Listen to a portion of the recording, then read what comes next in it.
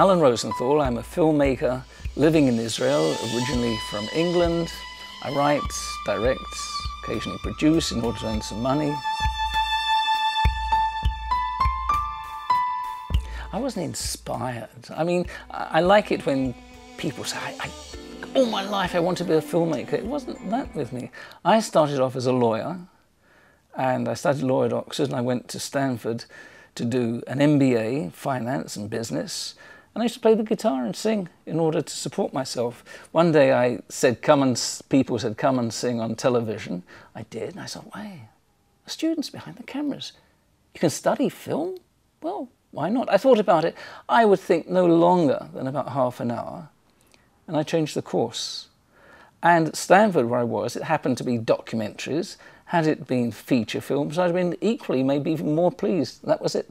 In other words, pure happenstance, pure chance. No thought, no deep, yearly, lifelong longing, accident.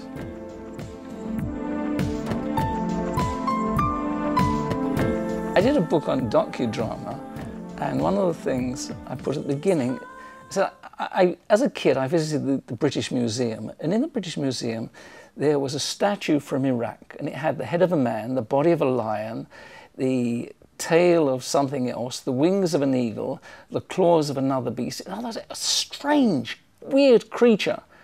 So docudrama, there are many, many definitions of it. For me, docudrama is a film based on reality, on something that has actually happened. And you try to stay as close to the reality as possible. Now there are many, many, many versions of it. I mean, we're in an era where you have films, docudramas are films suggested by, films that have been, the idea has come from. And I think there's a division between the interpretation of docudrama in England and America. In America, docudrama, I think, is related to entertainment programs. They are stories based on real events, but they're mainly about sex, murders, the teacher who wanted to get rid of a husband, so she falls in love with the student, gets the student to murder the husband, or a crazy woman, to give you one example, whose daughter was a pom-pom girl, but she wasn't doing well because she had another friend who was a better pom-pom girl. You know, give us an A, give us a B, give us a C. And the mother of the first girl went and took a contract killer on the mother of the second, thinking that if that mother dies, her daughter will be distressed, won't be so good a pom-pom girl, and my daughter will be better. So the Americans are crazy entertainment stories, sex, violence, sensation, not always. England is a totally different kind of docudrama, at least the best ones.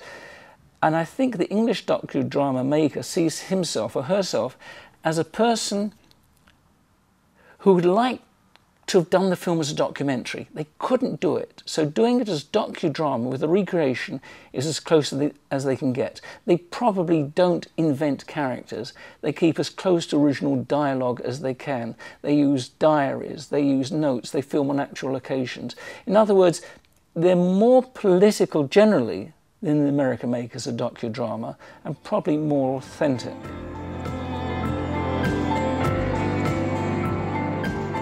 What happens is that a number of people have written very well about docudrama. Derek Paget in England and Steve Litkin in the States. And they're the people who've opened up the field. And what you sometimes see is a documentary done with a dramatic style, or you have a drama done with a documentary style. I'll give you an example.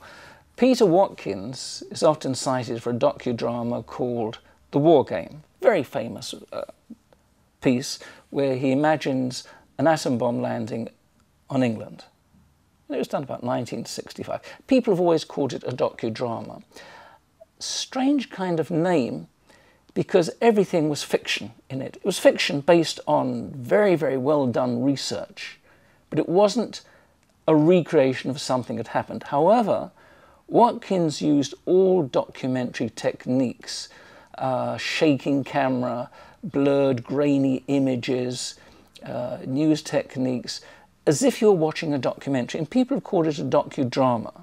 I wouldn't. It's a drama with a purpose, but made in a documentary style. And again, you can get documentaries now to using more and more drama. I mean, it's very clear these days that the boundaries of documentary are widening. I wouldn't try myself to define documentary anymore, but you find more and more dramatic clips in documentaries, recreations in standard documentaries, which is fine, but sometimes you're never quite sure what's happening. I've seen films where people have been struggling in the sea.